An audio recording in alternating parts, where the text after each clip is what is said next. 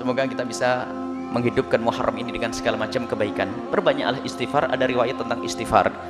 Adapun tentang keutamaan-keutamaan bulan Muharram 1, 2, 3, 4, mohon ditunda dulu karena banyak itu harus dipilah-pilah. Banyak riwayat-riwayat palsu tentang keutamaan 1 Muharram begini, 2 Muharram begini dan sebagainya.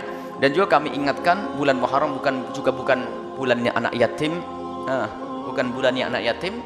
Kalau orang mau menyantuni anak yatim di bulan Muharram juga boleh, tapi jangan dikhususkan bulan Muharram saja, sebab anak yatim makannya tidak hanya di bulan Muharram. Nah, ini problem masyarakat kita, menyantuni anak yatim di bulan Muharram saja. Jadi setelah bulan Muharram suruh berpuasa. Sementara Nabi mengatakan ana wa kafil yatimi kahatain, aku yang menanggung hidupnya anak yatim. Kafil, bukan menyantuni saja. Kafil, mana anak yatim yang perlu aku pondokkan, saya biayai. Saya ambil, saya biayai sampai menjadi orang yang selamat. Itulah. Lah kalau ngasih santunan sebulan sekali, apa setahun seumur hidup? Kadang-kadang ditunda. Sekarang punya duit, ayo Pak Haji, nanti saja bulan Muharram. Keburu mati nanti anak yatim. Akan tapi begitulah di masyarakat kita ada seolah-olah bulan Muharram adalah bulannya anak yatim. Bukan suatu yang salah kalau kita menyantuni anak yatim, membantu anak ya. Tapi hendaknya kesadaran kita adalah anak yatim butuh bantuan setiap hari, setiap minggu, setiap bulan, setiap saat. Pikirkan, jangan hanya mikir sebulan sekali, kemudian juga setahun sekali. Kemudian juga kadang-kadang dananya anak yatim dipakai untuk nyewa drum band dan sebagainya, itu adalah haram. Minta bantuan untuk nyantuni anak yatim, tatonya buatkan dekor, apalagi nyewa drum band dari duitnya anak yatim. Anak yatim tidak butuh drum band, tidak makan drum band ya. Anak yatim butuh duitnya. Sampaikan kepada mereka, kalau anda pengen menghibur mereka dari duitmu sendiri, jangan dari duit kumpulan anak yatim buat drum band. Ini termasuk yang kami ingatkan, harus hati-hati dengan hartanya anak yatim. Dan khusus siapapun yang punya anak yatim, seorang ibu yang punya anak yatim, hati-hati ditinggal oleh suaminya. Anak yatimmu itu adalah amanat besar di hadapan Allah. Tolong dipilah kekayaan anakmu, adalah pilah, jangan sampai kemakan oleh dirimu, apalagi nanti berbuat zalim kepada anaknya sendiri.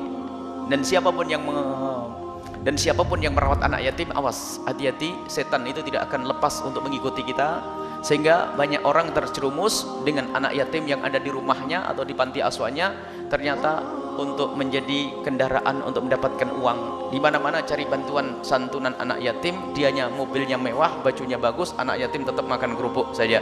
Ini adalah problem. Na'udzubillah. Ini adalah penjahat yang menggunakan anak yatim sebagai senjata untuk berbuat jahat. Bantuan anak yatim adalah untuk anak yatim, hati-hati. Wahai para pengasuh-pengasuh panti asuhan, sadar, hati-hati. Kalau anda belum mampu, jangan ngurusi anak yatim. Jangan sampai, na'udzubillah, anak yatimnya makan ayam paha dibagi 3, dianya sendiri 3 paha ayam, 3 sendiri. Makannya mewah untuk makan anak yatim. Hati-hati. Dan kadang tidak sadar yang demikian ini. Anda tidak boleh makan hartanya anak yatim kecuali anda fakir. Anda fakir, dipercaya ngurusi anak yatim, anda baru boleh makan dari hartanya anak yatim tadi yang dikumpulkan tadi. Akan tapi bil ma'ruf, dengan cara yang baik. Ulama menaksiri bil ma'ruf dalam Al-Quran. Kalau ingin makan bersama yatim, makanlah dengan ma'ruf. Faman kana haniyan falyasta'fif wa man kana fakiran falyakul bil ma'ruf. Kalau kamu kaya, enggak boleh kamu makan dari hartanya anak yatim. Kalau engkau fakir, makan bil ma'ruf. Bil ma'ruf itu apa? Ala kadarnya, seperti mereka makan. Kalau mereka 1 kerupuk, engkau 1 kerupuk, sama dengan mereka. Ada yang mengatakan bil ma'ruf itu adalah seperti ngutang. Jika suatu ketika kaya, dihitung, saya bayar. Allah, hati-hati. Oh, sekarang anak yatim tapang nombornya paling gede, bantuan sana sini masuk. Akan tapi ternyata untuk biayai anak sekolah anaknya, untuk ambil fakultas apa, anaknya bukan yatim. Innalillah. Hati-hati ya, yang ngurusi anak yatim, hati-hati. Jika di rumahmu ada anak yatim, anda harus waspada. Kemudian kelanjutannya, bagi yang sudah sadar, barangkali anda mengambil anak yatim ke rumah anda 1, 2 atau 3, atau anda punya panti asuhan, awas, jangan sampai anda mengumpulkan anak yatim hanya engkau rawat urusan jasadnya saja, tapi sekolah agamanya di mana? Kalau tidak, anda menjerumuskan mereka masuk neraka. Hati-hati, wahai yang ngurusi anak yatim. Sebab kadang ngumpulnya anak yatim tidak pernah dikenalkan agama, hanya dibiayai sekolah,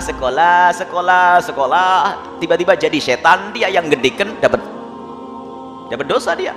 Anda harus cerdas. Anda biayai, keluar duit. Wahai anakku, anak yatim, engkau aku anggap sebagai anakku sendiri. Aku akan sekolahkan engkau kuliah menjadi apapun boleh, jadi dokter, jadi insinyur, oke. Tapi ingat belajar agama nak ya dulu. Kalau tidak, tidak. Anda jangan biayai orang yang tidak mau kenal Allah. Sebab apa? Yang tidak kenal Allah kenal iblis. Jadi pejabat iblis, jadi orang kaya iblis. Di saat di akhirat nanti masuk neraka, saya masuk neraka ini karena biaya dari Pak Haji itu. Pak Hajinya masuk neraka bareng. Alhamdulillah. Awas, jangan main-main. Jangan urusan sosial, bantu anak yatim, arahkan.